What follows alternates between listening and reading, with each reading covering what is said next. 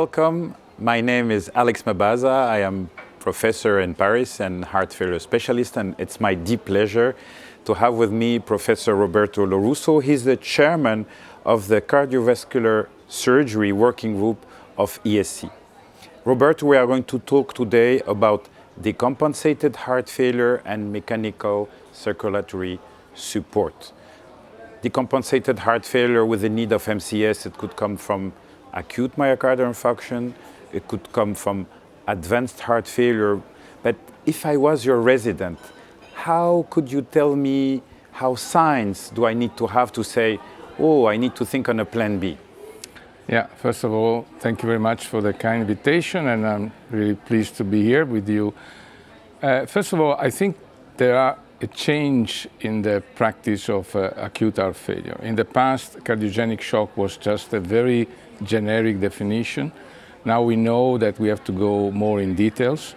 We know that we have now so-called phenotypes, and we have acute myocardial infarction, so a specific cause of cardiogenic shock because of myocardial infarction.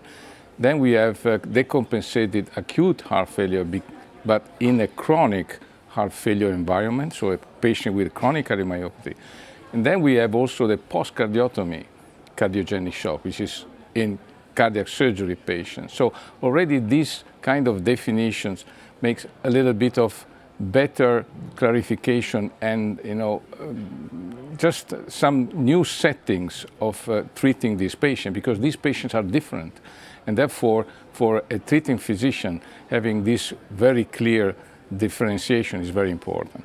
So the first signs obviously is low perfusion. So we have a cardiac hypocontractility, we have a cardiocirculatory failure, we have end organ hypoperfusion, which means obviously end organ dysfunction. And we have several determinant biomarkers or even classic signs like hypotension, and also imaging like echo showing us a reduced contractility. So blood pressure reduced, which is now we know it's not a definitive definition. We can have also normotensive cardiogenic shock, but basically we have biomarkers, we have lactates, we have other signs of hypoperfusion, and we have imaging. All this together, this is what a physician, a treating physician should look at to have a clear schema of what's going on. This is very important. Then what you are going to have an indication of MCS in the patient. When we say that a heart team should come together, he should come together, but with many parameters, and it's really important what you mentioned, imaging, biology, hemodynamics, sometimes invasive hemodynamics together with echo. Now the patient is under the heart team is discussing an MCS. How do you decide to go for one device compared to another? Yeah, first of all, we have to have a clear monitoring of the patient condition. So in the past, the use of Schwann-Ganz catheter, so a catheter, of course, telling us how hemodynamics is going and particularly how is it changing based on our treatment. This is very important, it's coming back. We all know how important this is now. So this is one of the situations we have to have in our hands to understand the way we treat the patient, how the patient responds, because that is one of the issues which can guide us to escalate and change our treatment from a very basic pharmacological treatment, which is obviously always the first line, but we should not exaggerate and use too much dosage of vasopressor inotropes or number of vasopressor inotropes. And this is the way the treatment of this patient is changing. We know that mechanical circulatory support in many patients where you have to use higher dosage of inotropes, higher number of vasopressor, this is going to be a huge problem and high mortality. So an anticipated early use of mechanical circulatory support is now more and more evident that we should use. Obviously, should not be used as a routine, not in all patients. And this is what is the difficulty now. We don't have exactly the clear scenario of the patient selection for each type of MCS. Now, the patient is on MCS.